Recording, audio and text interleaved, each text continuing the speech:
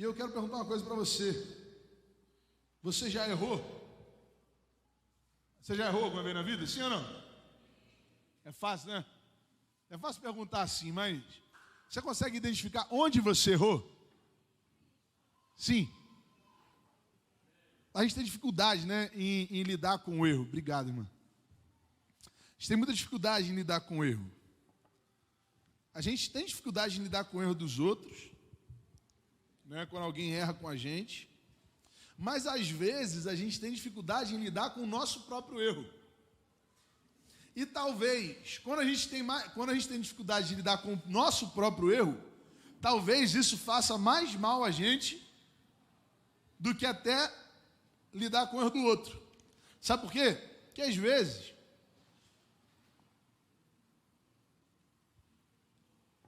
a gente consegue deixar de conviver com o outro, mas a gente nunca consegue deixar de conviver com a gente.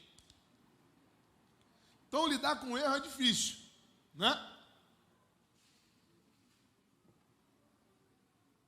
Lidar com o erro do outro é mais difícil. Mas, às vezes, quando a gente não consegue lidar com o nosso próprio erro, às vezes, isso é pior ainda do que não lidar com o erro do outro. Você quer ver? Vou te dar um exemplo. Quem aqui, quando era namorado, quando estava namorando, quem está casado aí? Está casado? Então tá bom. Na época que você estava namorando lá, aí você descobriu que aquele menino ou aquela menina que você estava namorando lá quando era adolescente, começou a namorar outra menina, outro menino, sem você saber. E aí você só descobriu depois. Já aconteceu isso com você? Sim ou não? Não precisa levantar a mão. Não precisa levantar a mão. Mas, de repente você conseguiu lidar com isso.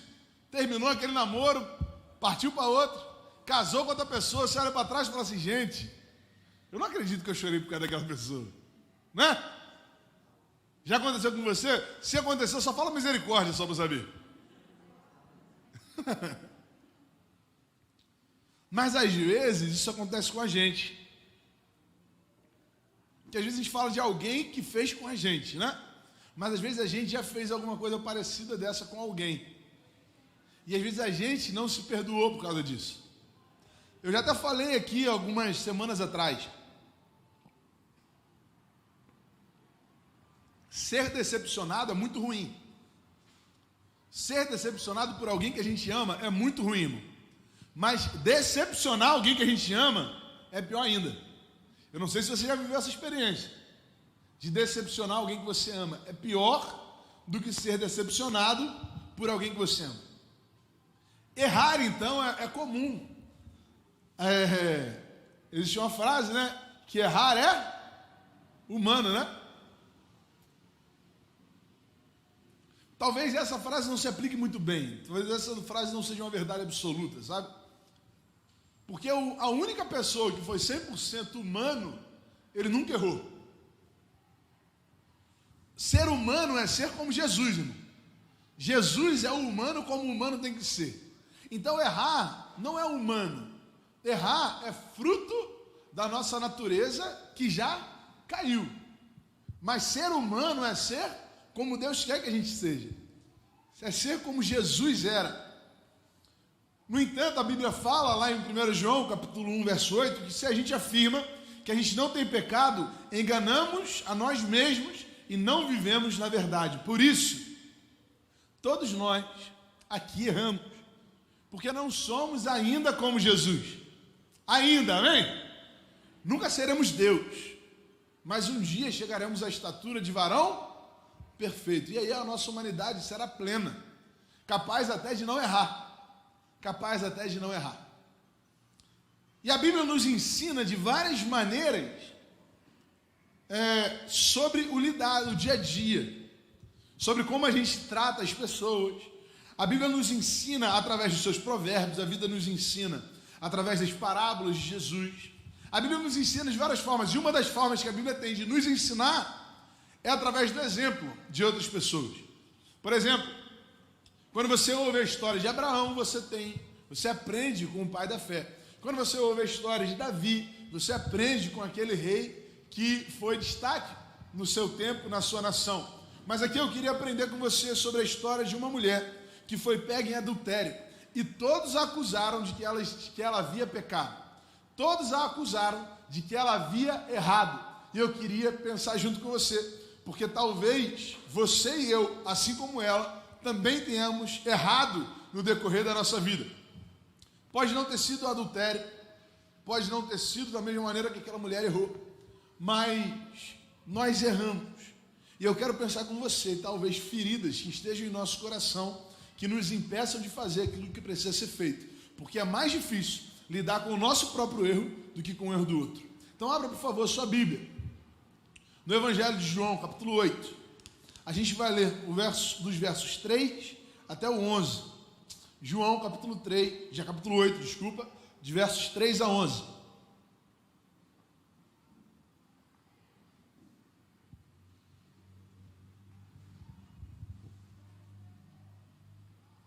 Diz assim: os mestres da lei e os fariseus trouxeram-lhe uma mulher surpreendida em adultério.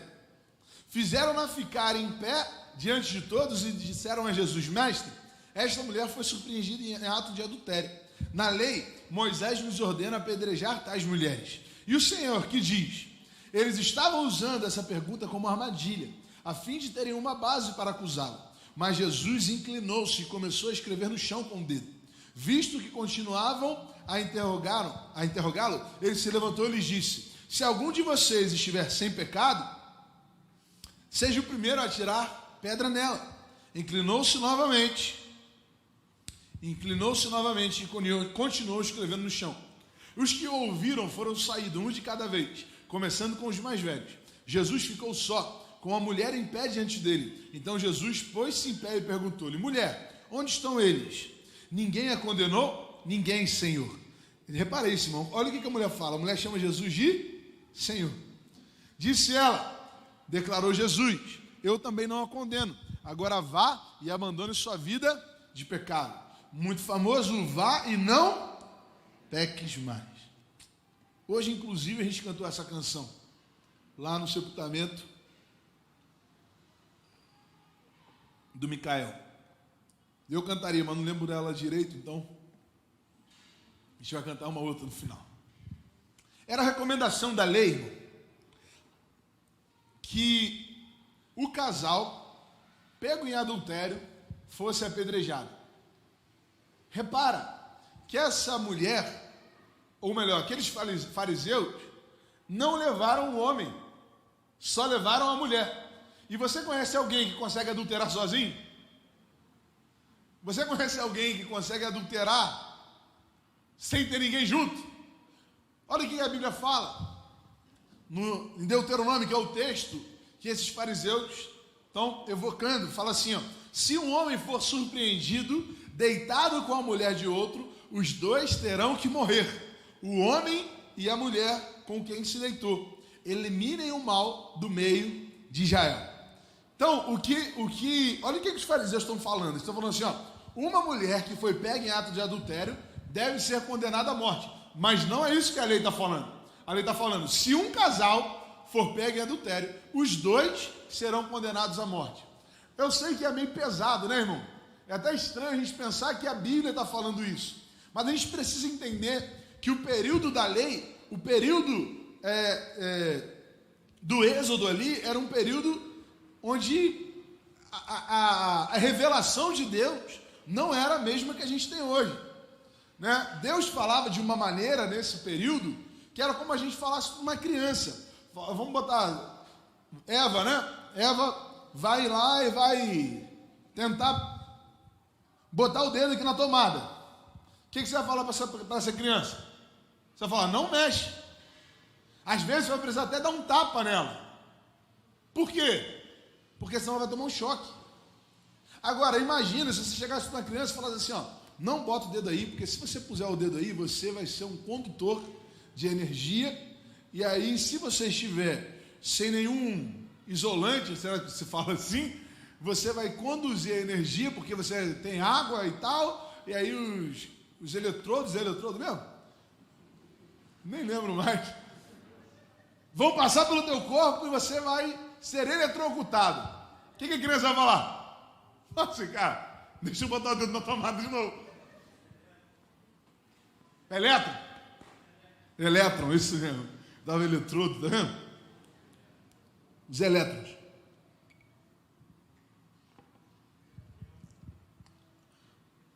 Uma criança não entenderia isso.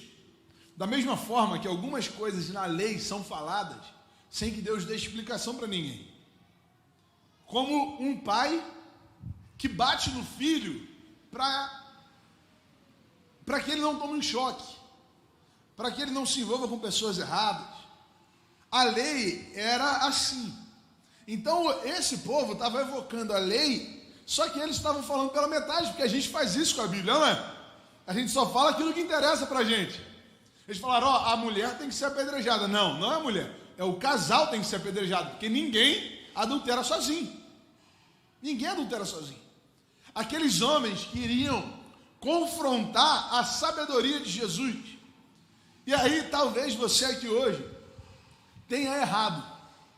E aí eu não sei se você tem errado na área do adultério, que é uma questão que tem afligido muitas famílias hoje, irmão. Principalmente em tempos de WhatsApp, irmão. O WhatsApp é uma praga, irmão. Homem, deixa a sua mulher mexer no celular seu quanto tempo for necessário, irmão. Mulher, deixe o seu marido ver as suas conversas, sabe por quê? A melhor maneira que a gente tem de não pecar é expor. É expor. Então não é questão de privacidade. Ah, é minha privacidade. Vocês são um ou não são um? Nós somos um, irmão. Então, ó, não apaga a mensagem, deixa a sua mulher mexer no celular o quanto for, deixa aí do jeito que tiver, para poder você não dar mole para o que pode acontecer. Porque em tempo de WhatsApp, irmão, Facebook, isso aqui é uma praga para a gente cair em adultério. É uma praga para a gente cair em adultério. Então, muito cuidado com isso. Mas talvez não tenha sido o adultério, mas algum erro seu te confronta e você fala assim, pai, eu pequei, eu sei que eu pequei, afinal, o que eu tenho que fazer diante desse fato? É um fato que eu errei, é um fato que eu pequei, o que eu faço com isso? Eu quero pensar com você baseado nessa mulher, e a primeira coisa que você precisa fazer essa noite é se arrepender. Você precisa se arrepender. A palavra do Senhor fala aqui, nesse texto que nós lemos, e aí eu preciso começar do final. Jesus conhecia o coração daquela mulher, sim ou não? Me ajuda aí. Jesus conhecia o coração daquela mulher, sim ou não? Jesus conhecia. E conhecendo o coração daquela mulher, ele já fala qual é a maneira que ela precisava se posicionar. Ele fala assim, ó, não peque mais, não peques mais. Qual foi o seu erro? Onde você tem errado, na verdade? Porque talvez não seja um erro, mas algo que você precisa se libertar. Onde você tem errado? E aí o apóstolo Paulo, falando para um jovem Timóteo, ele fala assim, ó, fuja de tudo o que estimule as paixões da juventude. Em vez disso, busque justiça, fidelidade, amor e paz, na companhia daqueles que invocam o Senhor com o coração puro. O primeiro caminho, depois do pecado, irmão, para aquele que ama o Senhor, é o arrependimento. É o arrependimento. E o fato de você se arrepender já mostra que o Espírito Santo está falando no seu coração. Porque nós não seríamos capazes de reconhecer os nossos erros se não fosse o Espírito Santo em nós. Por exemplo, quando você vê a história de Zaqueu, Zaqueu está em cima da árvore, e aí, tentando ver Jesus enxerga Zaqueu e fala assim, Zaqueu, desce que eu vou ficar na tua casa. O que Zaqueu faz, irmão? Ele desce, ele fala o quê? Ó, ele não dá nem boa noite para Jesus, irmão. Ele não dá nem, Jesus, tudo bem? Como é que o senhor está? Então, eu queria conversar um negócio com o senhor. Não, ele já desce assim, ó. Se eu roubei alguém, imagina Zaqueu descendo da árvore, não deu nem boa noite. Finge que era que é Jesus. Vem cá, Eric. Você parece um pouco Jesus mesmo. Vem cá, você é Jesus. Sobe aqui, rapidinho. Finge que você é Jesus. Sobe aqui, cara. Você tá velho assim? Não sobe, não? Então vamos lá. Ó, Érica é Jesus, eu sou Zaqueu. Tô descendo da árvore. Manda eu descer, vai.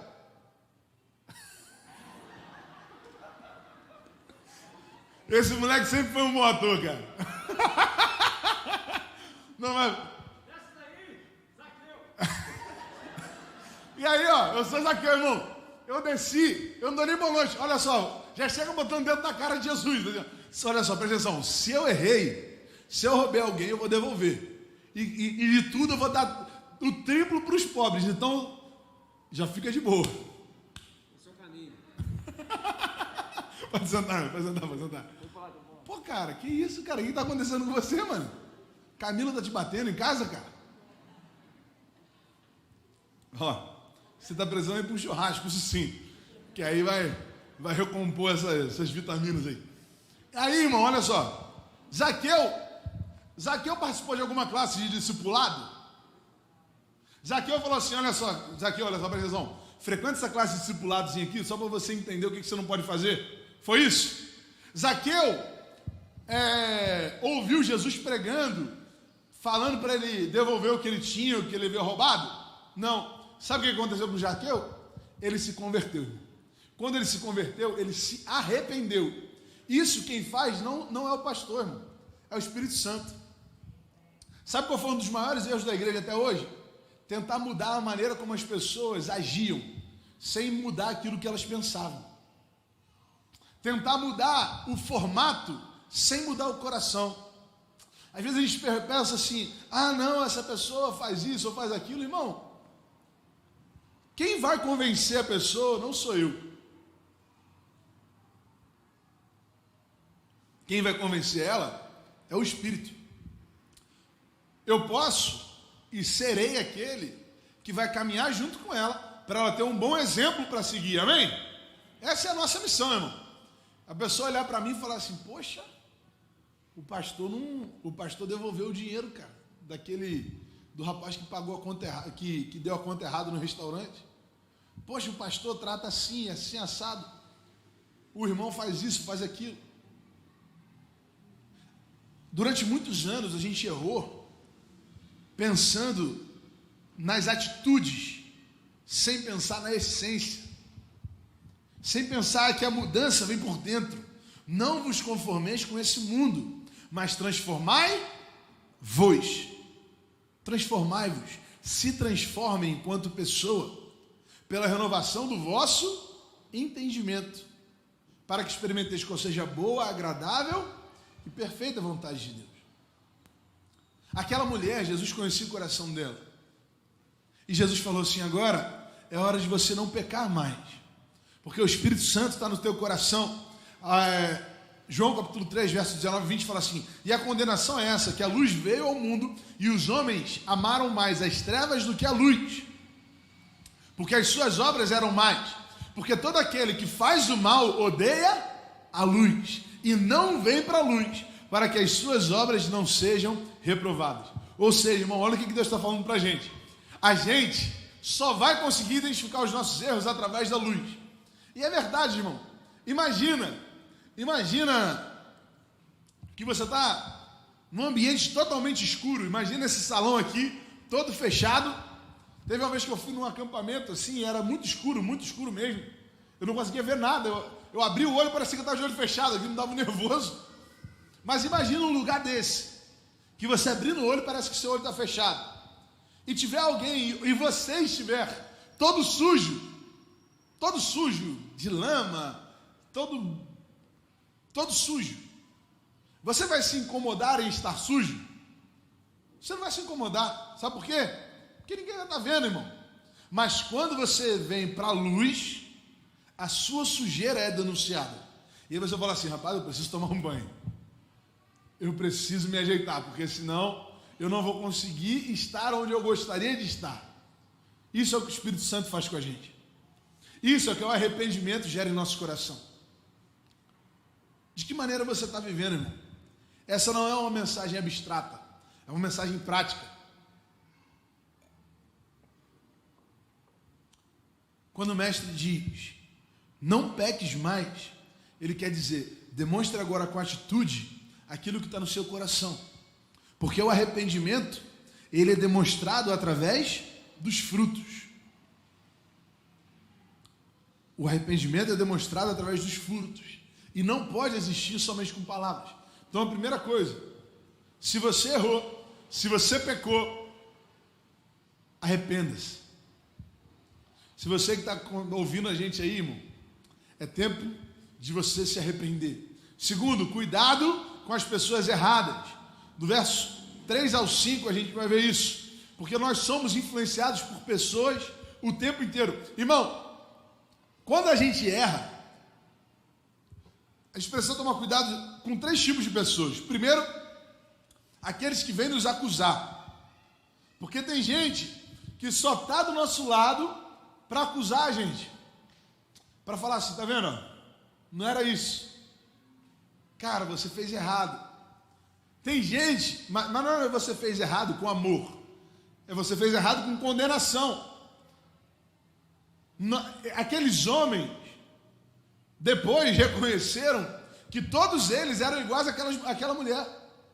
Depois aqueles homens perceberam que todos eles erravam como aquela mulher errou. Por isso, irmão, cuidado com quem você tem compartilhado os seus erros, para que essa pessoa não seja também um desses acusadores. Porque quando a gente abre o nosso coração para quem a gente não deveria abrir, a gente alcança resultado que a gente não gostaria de alcançar. Cuidado com quem você tem compartilhado, porque também tem um segundo grupo que não está aqui, mas existe, que é o grupo daqueles que nos apoiam. Aqueles que estão querendo apoiar o nosso erro. Aquele que nós erramos e eles falam assim, cara, mas é isso mesmo. É isso que você precisa fazer. A Bíblia fala, se não me engano, Jeroboão, está me fugindo o nome aqui agora, ele estava gastando muito no seu reinado, ele queria mais riqueza, e ele pensou assim, quer saber? Eu vou aumentar os impostos, eu vou aumentar os tributos do povo. E aí ele foi consultar os anciãos, e ele foi até os anciãos e falou assim, olha só, que eram os conselheiros a quem ele deveria realmente perguntar, e ele falou, olha só, eu estou pensando em aumentar os tributos. O que vocês acham? Os anciãos falaram assim, não faça isso. Não faça isso. Roboão. Está vendo? O Eric já me ajudou aqui. Não faça isso. E aí ele, tá bom, não vou fazer. E aí ele foi até os seus amigos. Ele falou, meus amigos, eu estou pensando em aumentar os impostos, aumentar os tributos, o que vocês acham? E aí os amigos falaram assim, faz isso mesmo. Faça isso. Você é o rei. Você é o rei. Você não tem que ouvir os anciãos. Você não tem que ouvir ninguém. Você é o rei. Faça o que o seu coração manda fazer. E aí ele fez, irmão. Sabe o que aconteceu? O reino se dividiu. O reino se dividiu por conta dessa atitude. Porque às vezes a gente não quer conselheiro. A gente quer cúmplice. Às vezes a gente não quer gente para falar o que a gente precisa fazer. A gente quer pessoa para assinar embaixo no erro que a gente está cometendo. Porque a gente sabe o que precisa ser feito. A maioria das pessoas, irmão, sabe o que precisa ser feito. A maioria. Ih, gente, eu vou botar até outra água aqui, eu nem vi.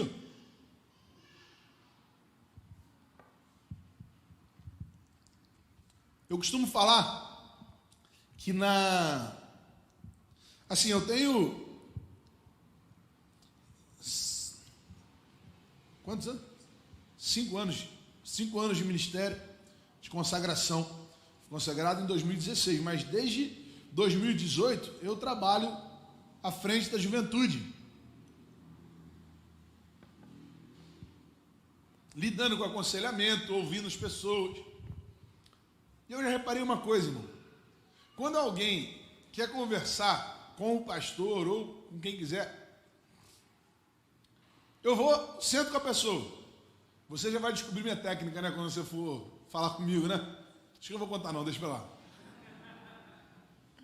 E aí a gente senta no gabinete ali, e aí a pessoa começa a falar. Fala, pastor, é isso aqui que está acontecendo. É isso. E eu não falo, irmão. Eu não falo, eu só fico ouvindo. E a pessoa fala, é isso, aquilo. Aí ele fala assim, quando a pessoa acaba de falar, eu pergunto assim, mas e o que o irmão acha sobre isso? Aí ele fala, eu acho que eu devo fazer isso, aquilo. Aí eu falo assim, então é isso aí mesmo. É exatamente isso. É isso que você precisa fazer. Porque a maioria das pessoas já sabe o que precisa fazer. Mas às vezes ela quer alguém que assine embaixo para ela fazer aquilo que ela quer fazer de errado. Cuidado com os apoiadores do erro. Cuidado, irmão, com o diabo. Porque o diabo é o nosso acusador. Não dê ouvidos ao inimigo, sabe por quê? Porque ele fantasia de honestidade, sinceridade e caráter, mentiras em nossos corações. Você quer ver uma mentira do diabo?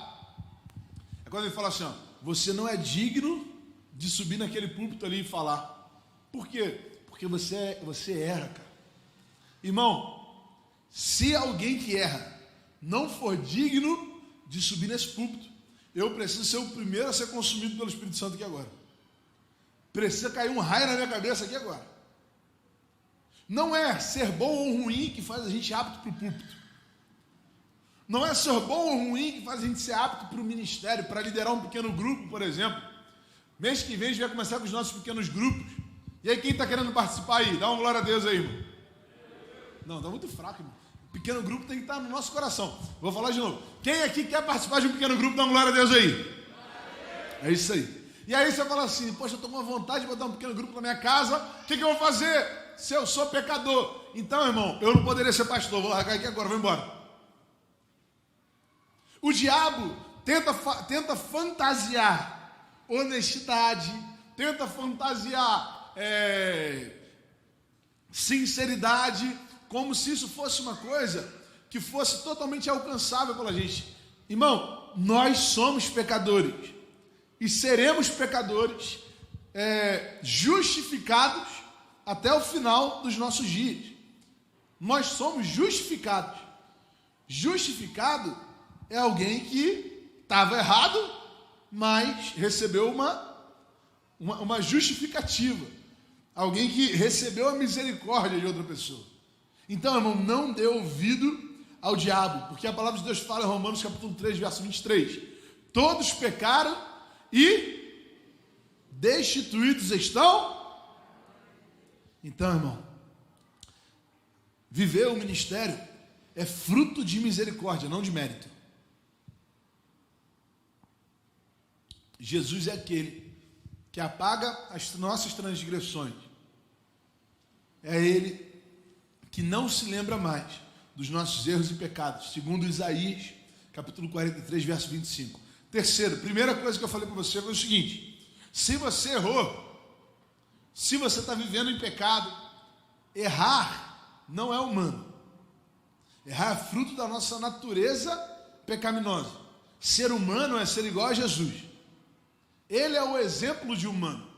Jesus foi o único que era 100% humano.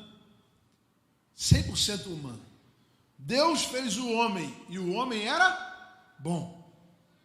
Tudo que Deus fez era bom. Então, ser humano é ser semelhante a Jesus. Se você tem errado, e aí eu preciso confrontar o pecado que você está guardando de estimação no seu coração, arrependa-se hoje. Segundo, cuidado com as pessoas erradas. Terceiro, busque as pessoas certas. Aquela mulher foi levada pelos fariseus até Jesus. Então, acidentalmente, sem ela perceber, ela encontrou justamente quem ela precisava.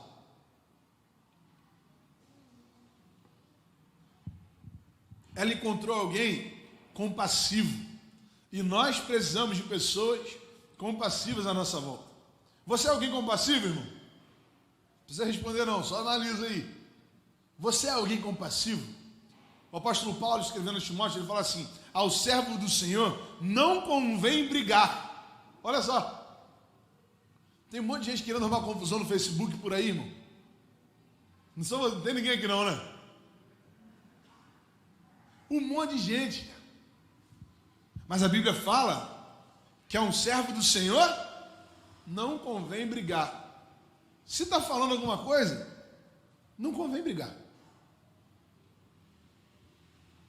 Opinião política diferente da sua Irmão, não convém brigar, mas sim, Paulo completa, ser amável para com todos, apto a ensinar, paciente. Você quer ver? Para quem Jesus foi enviado ao mundo, irmão? Qual foi o motivo? Me ajuda, vai. Para salvar dos nossos pecados, não é isso? Jesus foi enviado ao mundo justamente para nos salvar dos nossos pecados. E aí imagina, irmão, Jesus sabia disso. Sim ou não? Jesus sabia da missão dele, sim ou não? E aí ele encontra com uma mulher que está sendo pega em pecado. Sabe aquela mãe que acabou de arrumar a casa, acabou de limpar o chão, e aí vem um filho com o chão cheio de lama e vai andando pela casa, sujando o piso todo? Você fica com raiva, sim ou não? Era mais ou menos Jesus, irmão. Imagina, Jesus olhando para aquela menina e falando assim: gente, eu estou vindo aqui para limpar essa sujeira e essa menina não consegue. A gente ia ficar com raiva, não é? Mas Jesus era compassivo, irmão. Jesus era compassivo, mesmo vendo diante dele o problema que ele veio resolver. Jesus continuou compassivo. Jesus era alguém sábio. Quando chegaram para Jesus e falaram assim: ó, essa mulher foi pega em adultério, Moisés manda matar, mas o que o Senhor manda? O que Jesus faz? Me ajuda, irmão, o que Jesus faz nessa hora?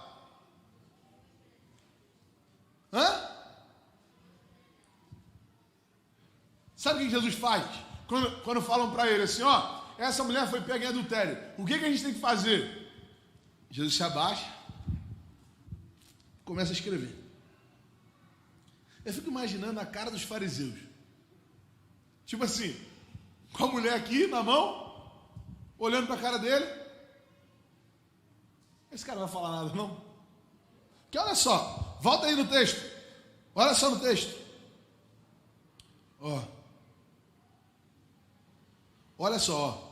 Eles estavam usando essa pergunta como uma armadilha, a fim de terem uma base para acusá-lo. Mas Jesus inclinou-se e começou a escrever no chão com o dedo.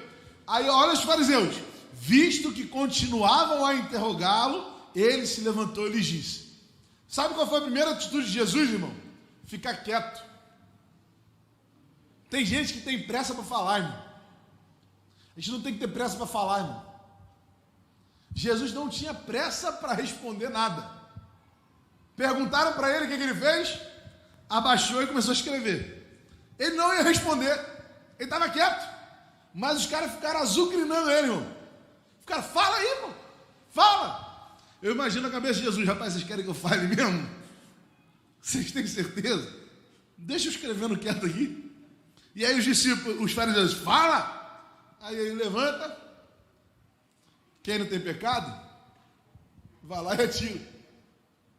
Aí eu acredito que os fariseus devem ter pensado assim: era melhor a gente ter ficado quieto. Para que a gente foi insistir com ele, cara? Irmão, alguém sábio não tem pressa para responder. Alguém sábio não tem pressa para falar. Alguém sábio fica com a boca fechada, irmão. Só fala quando pede. Eu lembro do Michelin. A gente vai ter a oportunidade de trazer esse cara aqui.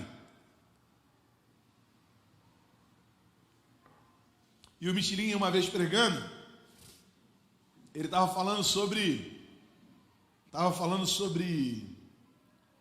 que ele estava numa roda de conversa, e aí tinha alguém falando besteira, sabe? Tinha alguém falando alguma heresia, alguma doideira assim. E aí ele estava quieto. A pessoa falando, ele estava quieto. Aí falaram que os caras perguntaram a ele: Michelin, o que você acha, cara? Aí ele falou: cara, você quer realmente que eu fale o que eu acho? Porque eu estou quieto até agora. Pô. Você pode passar batido no que você está falando aí, não vou falar nada. Aí: não, fala o que você acha. Aí ele falou o que ele achava. Provavelmente era o que a pessoa não queria ouvir. Porque alguém sábio, irmão, não tem pressa em falar. Na sua casa você tem pressa em falar? Na sua empresa você tem pressa em falar? Quando alguém te afronta, sabe o que você faz? Fica em silêncio. Fica em silêncio. Porque a sabedoria está no silêncio. Sabedoria está no silêncio. No silêncio, até aquele que não é sábio, parece sábio, né? Provérbios fala isso. Sábio como Jesus. procure pessoas sábias como Jesus. Procure pessoas que sejam conhecedoras da palavra. Aqueles homens foram até Jesus para confrontar ele com a palavra, mas Jesus conhecia a palavra, conhecia a lei e a misericórdia.